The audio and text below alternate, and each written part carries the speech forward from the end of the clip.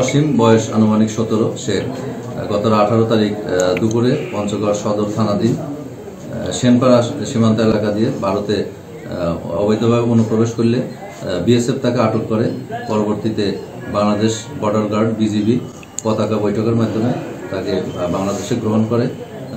অদ্য 19 তারিখ দুপুরে আবু রায়হান অসীমকে বিজিবি আমাদের থানায় নিয়ে এসেছে।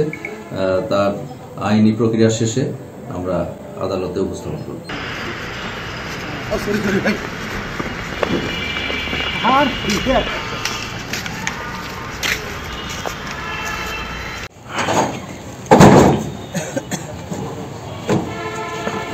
ধরো